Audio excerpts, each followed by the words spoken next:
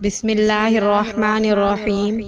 شروع اللہ کے نام سے جو بڑا مہربان نہایت رحم والا ہے۔